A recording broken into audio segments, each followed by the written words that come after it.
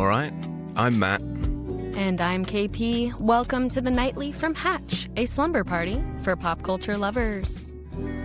That is us, and we have our own delightful little slumber party tonight because we are joined by the hilarious and lovely Luke Millington-Drake. You may have heard the dulcet tones of Luke's voice because Luke is the narrator of Hatch's most recent installment of Hatch Classics, The Hound of the Baskervilles, which is, of course, a Sherlock Holmes novel. Welcome, Luke. Thanks, slumber party. Ooh, fun. I love that. Luke, we have some invasive questions to get things rolling. And of course, the invasive one is, what does your bedtime hygiene, sleep routine look like? That's a great question. Let's see. I'm constantly changing it. I don't think I have a routine. But, you know, I was definitely on the retinol trend when everyone was cleaning their faces doing retinol. My hair is longer now, so I'm very much into oiling my hair before I go to bed. It's really a lot of hair care, I think, now, actually. A little cute silk hat thing that I put to sleep, so silk pillows, stuff like that. So you're double silking. You have silk hat and silk. Oh yeah, I got silk for my face, silk for my hair. I mean, look, it's whatever the internet tells me that I need to be doing for my face and hair. I'll do. Yeah. I should listen to the internet more because I just constantly am like, well, it's a lost cause. Yeah. Whatever occurs is whatever it is. But I think the silk seems nice. Yeah, it's a lot of also advice. I have one of my best friend from college works in the beauty industry, and I'm literally always being like, so what should I do for this? My face, I have this thing. My hair is doing this. What should I do for this? And they give the best advice. So there we go. It's handy to know someone, isn't it? Because there's too much noise. Yeah, so my advice is to get a friend in the beauty industry, I guess. Yeah.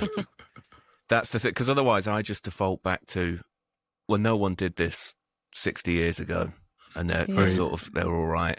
Mind you, they did age horrifically. That's what I was going to say. I was like, you know, they were all, the Golden Girls were like 50 years old and we all thought they were 80. God, speaking of, I love Golden Girls. Oh my gosh. They are really, they're lovely. I have one of their t-shirts. I have a Stay Golden t-shirt that I have hung on my wall.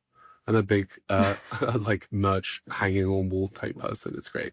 So I wake up and go, Stay Golden. Okay. Reminder. Now, are you a night owl? Are you a morning person? Do you go to sleep early, late? Depends. Yeah, so I'm a morning person, but I never wake up in time for it. So I guess you could say I'm a night owl, I guess. Yeah. Okay.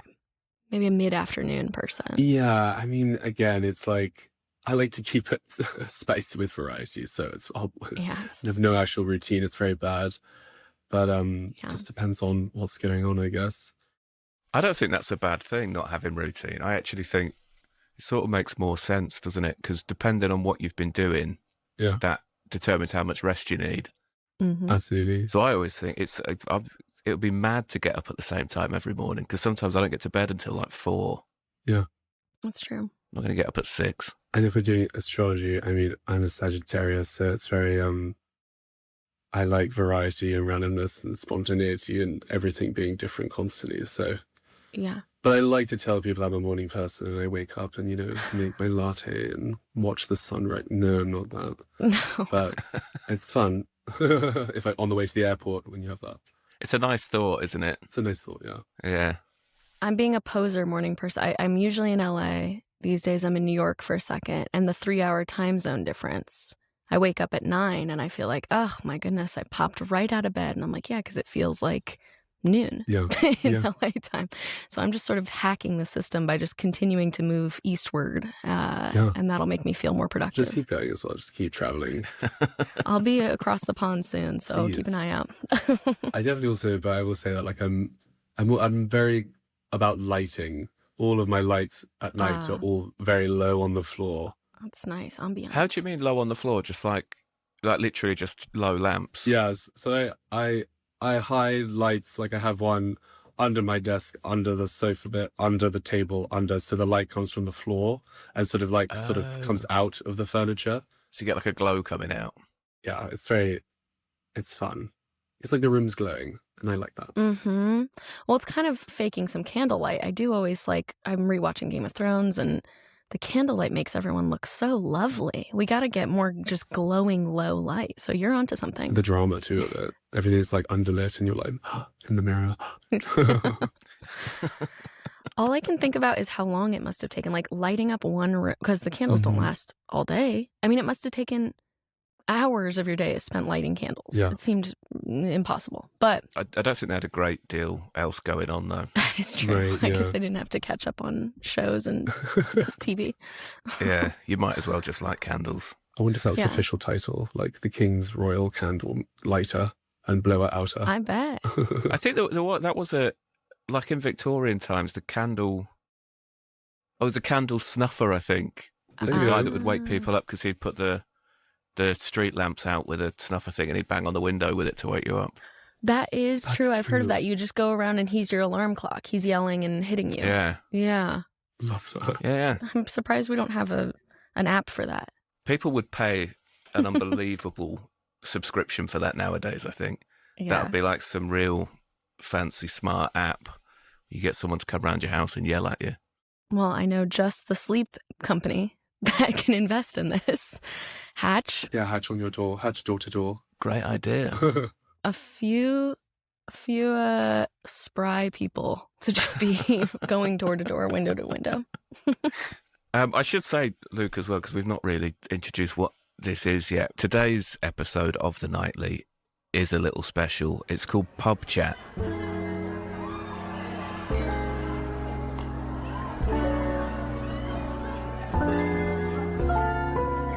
Which, I mean, like I said earlier, I think the name needs work, but essentially it's just a conversation. I've got a couple of news stories and stuff which I found passably interesting. Almost possibly a little sort of interesting. A teeny tiny little bit. Yeah. Actually, do you know what? I am going to start because this is quite interesting, I think. Please. Oxford Dictionary have published their word of the year. Mm, Do you know what it is? Absolutely not. I don't. I didn't know either. You'd think for a word of the year, you probably have heard about it. But it was brain rot last year. Oh, I did. Mhm. Yeah, I did hear that. Yeah.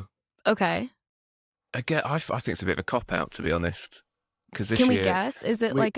is it a Gen Z-ish term? Is it Again? like sludge Sort or like of. that word slop? Is it slop?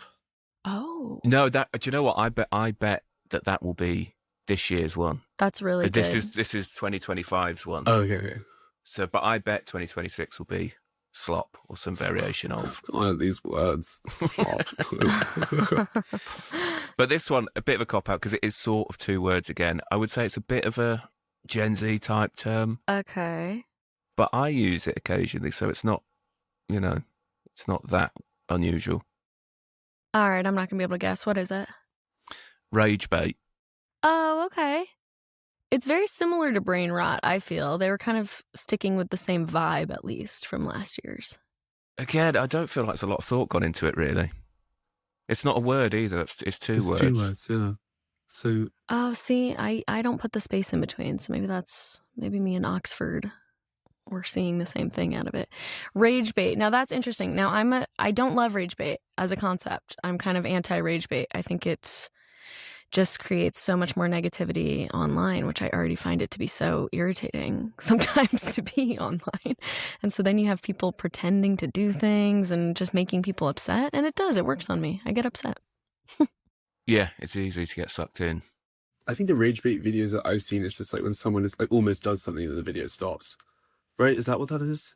Oh, see, no, that could be a type of one where it is like, you don't get the results. result, That is right? rage-inducing. You watch all of it and then, yeah. See, one that came to mind from this week is a woman was giving a hack and she said, you can clean your underwear in the hotel coffee machine. Oh my Now that God. is just, really a terrible hack. Yeah, no, you can't. because you shouldn't. And so I feel as if that's an example of rage bait where it is like, is anyone actually doing that? You really hope no. But she's just saying stuff so that other people get enraged and leave comments and it boosts her video, Right. It's just to try and get comments, isn't it? Of people. Yeah. People do it a lot where they make a real obvious error as well on purpose, just so they can get people correcting them. I think my most like rage baity thing that I do is that I eat pizza with ketchup and a knife and fork. I always get comments on it. Wow. People are like, why are you doing that? And I go, well, I just did it as a kid and I just haven't changed. I don't know why I can't eat it with my hands and I need ketchup. And it's just... I don't think the ketchup... That would make sense almost. Yeah. It's nice to dip it, right? Something to dip it in, but people are like, it's got tomato on it, and I'm like, but it's extra tomato. I don't know. Yeah, I like tomato. I completely agree with that. Right. I put ketchup on beans on toast, even though that is literally a tomato sauce, but it's a different kind of tomato sauce. Yeah. I also, though, I think one of the most rage baity things, speaking of ketchup, is when you go to restaurants and they say, we make our own ketchup, and I go, oh my God, no, just no. And then, or I'm a Heinz, like that's, I can tell what's Heinz. Mm-hmm. I can tell. You go to a restaurant and they have a Heinz bottle on the table and then they put non-Heinz ketchup in it, and I'm like, I can tell that's not Heinz. That's my personal rage bait. That's how I... Yeah.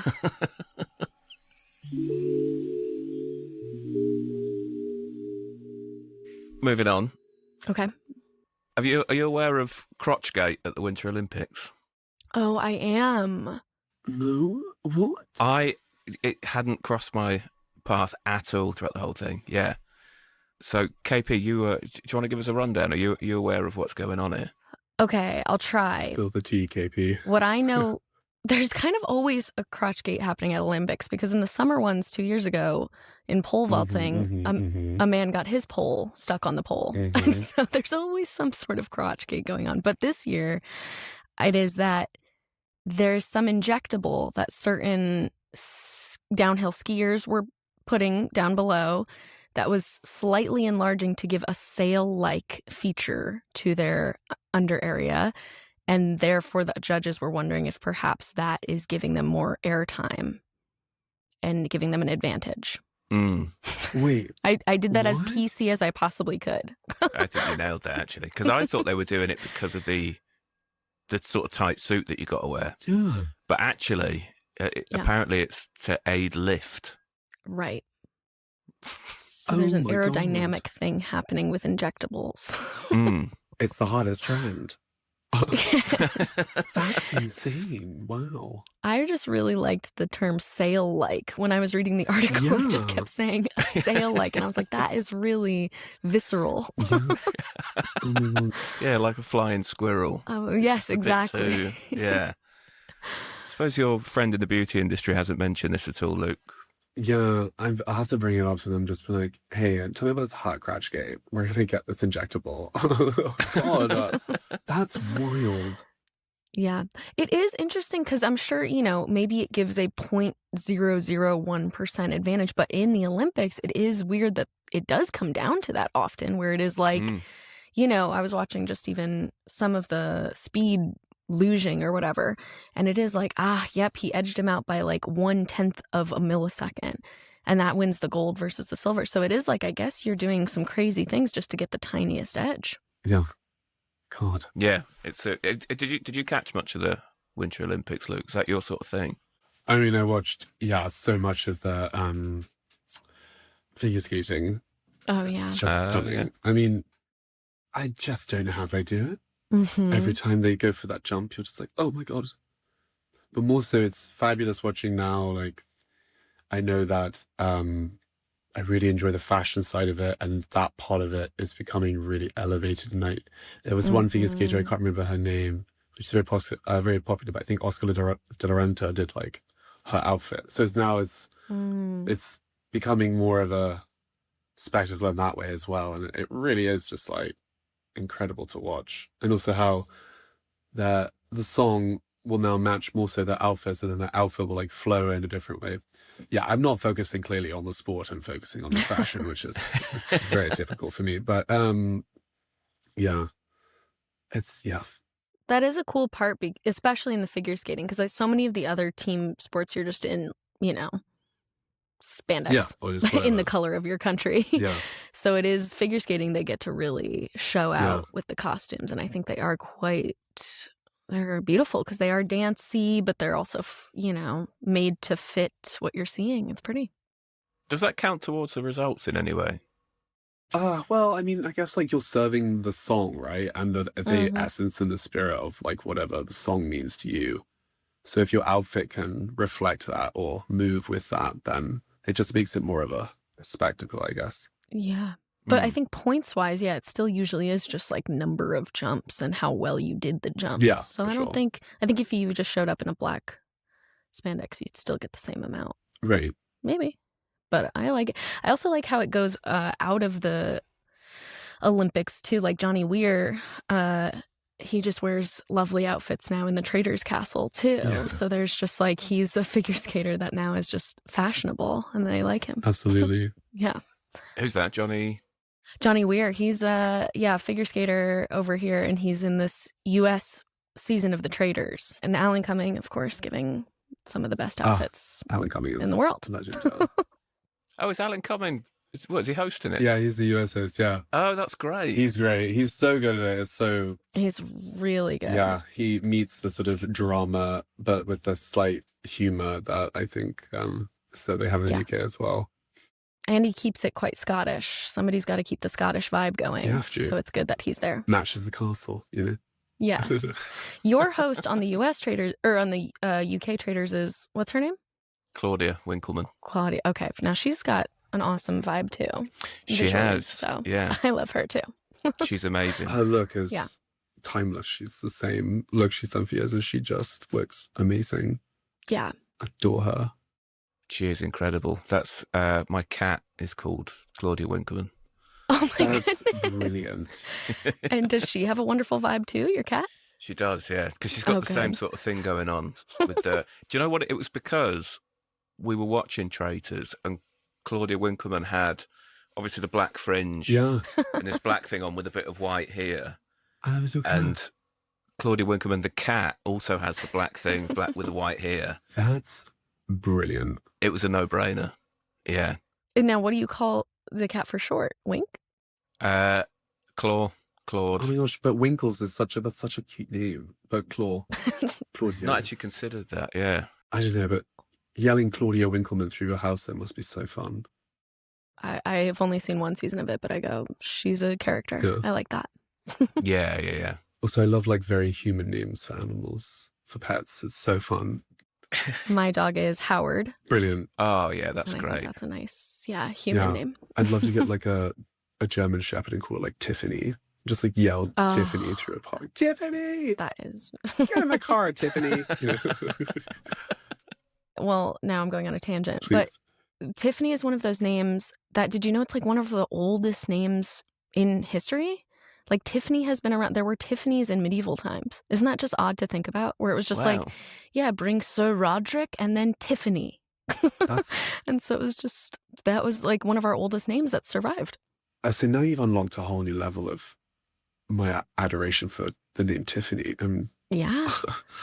Because it just seems like it's such a like almost 80s name or something, just a classic, just mall name. Mall. Yeah. Go to the mall. But it's a very old one that hasn't changed. Like a lot of other ones, like even Podrick turned to Patrick, or like different names have turned into other things. Tiffany has just sort of stayed the same. I'll be doing a deep dive on the name Tiffany after this, that's for sure. Yes. Okay, yes. What else is there? It's like John. John's probably same, isn't it? Mm-hmm. It's probably not too many. But another one that's a name that like seems new but is old is Shane. Shane's been around since like the 1600s. Okay, Shane. We see you, Shane. It's a great boy band name. Shane, yeah. Shane. There's something like a permanent teenager about that name. Oh, yeah. Thou, Shane, and Tiffany must cometh over. Yes, exactly. This has been great, Luke. Genuinely, thank you so much for coming along tonight. Thanks for having me. Is there anything that our listeners should know about that you're working on, aside from Hatch Classics, which, they should already be listening to? Mm-hmm. Oh, well, actually, yeah. I have a film coming out. I'm going to be in The Magic Faraway Tree. which is based on the Enid Blyton book. Amazing. And it will be in theatres on March 27th of this year, 2026. And it's a really beautiful, magical, and just heartwarming film about a family who's two parents who want their children to sort of reconnect with nature. It's honestly a lot sort of similar in the terms of like quieting down their brains, getting off their tablets, going outside, reconnect with nature. So they move their family to the countryside, and then these children go on an adventure down the magic faraway tree. So I'm in that coming out, and that's really fun. And That sounds lovely. I can't wait to watch. It's very silly and funny and fun, and it's going to be great. Amazing. Well, do go and watch that. And one final thing, Luke, before we let you go. We like to ask our guests to give a special good night. So you sort of set the scene, get comfy, and you can say goodnight to a friend, a loved one, the world, or kind of whatever feels right to you. Okay. Oh my gosh. I would like to say goodnight to all the Tiffany's and Shanes out there. Mm-hmm. That's perfect. They need it. They need it. If you're a Tiffany or a Shane, I hope you sleep well tonight. That is great. I will give a special goodnight to Claudia Winklevoss. What's the name? Winkleman. Good night, Claudia. I'm giving a special goodnight to Claudia Winkleman, the person, and Claudia Winkleman, the cat. She'll love that. Yeah. Thank you. No special goodnights from you, Matt. Nobody needs to go to bed. Oh, yeah, no. Do you know what? No, I've had enough. You've given enough to these people. Yeah. They do not need a special goodnight from To you. all the skiers out there using injectables. Yeah. Good night to everyone involved in Crotch-gate. I hope you get through it. Yes. And, maybe you'll think twice next time before creating a sail-like undercarriage. Yeah, good night to all the sailors out there. Yes, the open seas. I don't know if Yeah. they got away with it. We'll see. But it was a lovely Olympic showing. And thank you so much for your time today, Luke. Thank you for your special good night. Thanks for having me. And I hope you all sleep so well. Good night. Night, Luke. Night, KP.